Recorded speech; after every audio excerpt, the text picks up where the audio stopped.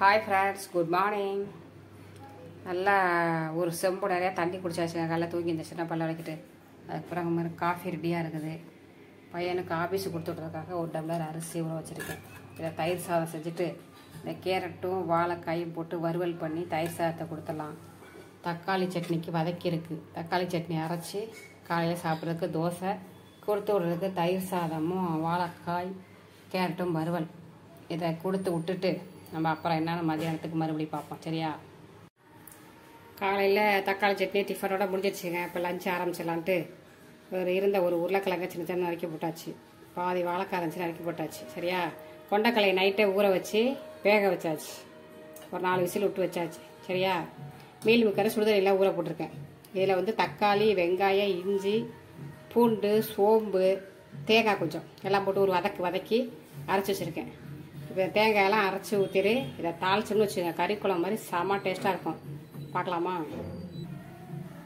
சட்டி வச்சுட்டு ஆயில் ஊற்றி வச்சுங்க. என்ன பட்டை, சோம்பு, கிராம்பு, கிடைக்கலாம் அள்ளி போட்டு நம்ம வெங்காயம் கையெல்லாம் போட்டு அரைச்சி நல்லா கொஞ்சமாக வெங்காயம்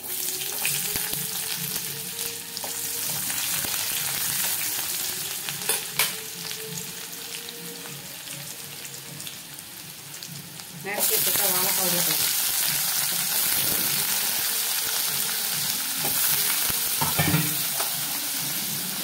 கொண்டைக்கடலை,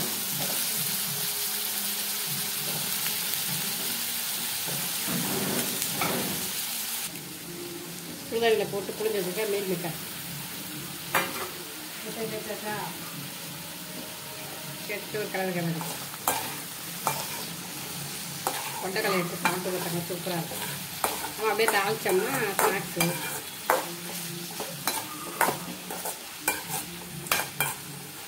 சரியா?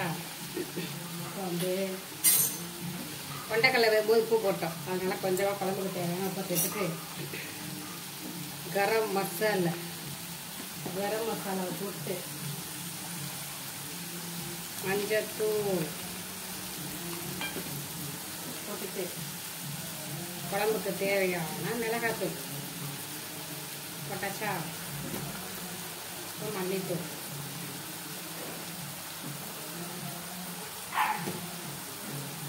போட்டுட்டு நம்ம அரைச்சி வச்சுருந்தோம் பாருங்க தேங்காய், அதை ஊற்றி விட்டுருவோம். தேங்காய், தக்காளி, வெங்காயம், இஞ்சி பூண்டு பேஸ்ட்டு எல்லாம் புதுசு ஜார். பழைய மிக்ஸி ஓடல, நல்லா புதுசு வாங்கியாச்சு. அது வாங்கி 6 வருஷம் ஓடி இருக்குங்க. அதுக்கு மேலெலாம் ஓடுமா? 10 வருஷம் ஓடும். 6 வருஷம் ஓடிச்சு அப்படின்னு ஆச்சரியம். எல்லாம் போட்டாச்சா. அப்போ ஒரு கலக்கி விட்டுலாம்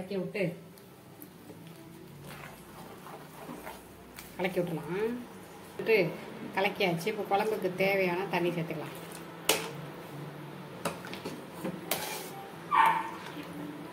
தக்காளி, வெங்காயம் எல்லாம் கட் பண்ணி கொடுத்துட்டு தேங்காய் எல்லாம் மசாலா எல்லாம் ரெடி பண்ணி கொடுத்துட்டு பாப்பா என்னத்தமாக செஞ்சிட்ருக்கு. வீட்டுக்கு கூட்டி மோப்பு போடுறோமான்னு சொல்லிடுச்சு. வீட்டுக்கு மாப்பு போடுற வேலையை பார்த்துட்ருக்கு பாப்பா. சரி பாப்போம்மா. சரியா? இப்போ இது கொதிக்கட்டும்.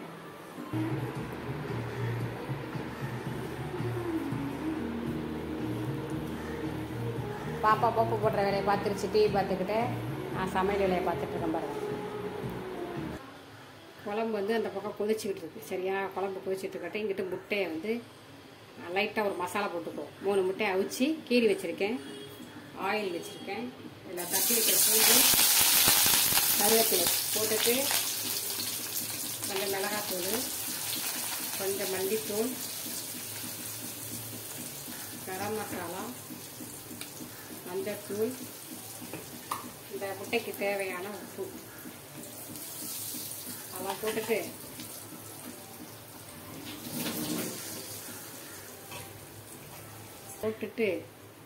ஒரு கிளறி விட்டுட்டு அடுப்பை சிம்மில் வச்சுட்டு முட்டையை அவிச்சு இப்படி கீறி வச்சுருக்கேன் பாருங்கள். இந்த முட்டையை எடுத்து மசாலாவில் வச்சிடலாம். சரியா? லைட் மசாலா அப்படியே அவிச்சு சாப்பிட்டோம்னா ஒருத்தருக்கு பிடிக்காதுல்ல, அதனால்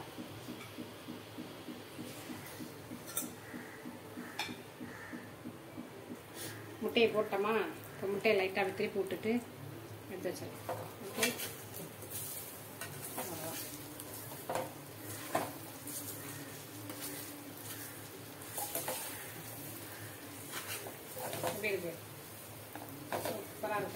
குழம்புக்கும் இந்த மசாலாவுக்கும் சூப்பராக சாப்பிடுது. அவ்வளோதான், ரெடி ஆயிடுச்சு. சாதம் ரெடி ஆயிடுச்சு. குழம்பு பார்க்கலாமா? குழம்பையும் பார்த்தலாம். நல்ல வாசனை வருது. டடா நல்லா இருக்குங்க. பாருங்க, சூப்பராக ரெடி ஆயிடுச்சு. நல்லா கறி குழம்பு மாதிரி மணமாக இருக்கு. சூப்பரில். அவ்வளோதாங்க, மத்தியானம் வேலை இதோட முடிஞ்சிச்சு. இப்போ பாப்பா அந்த பக்கம் டீ போட்டுருச்சு. சரியா,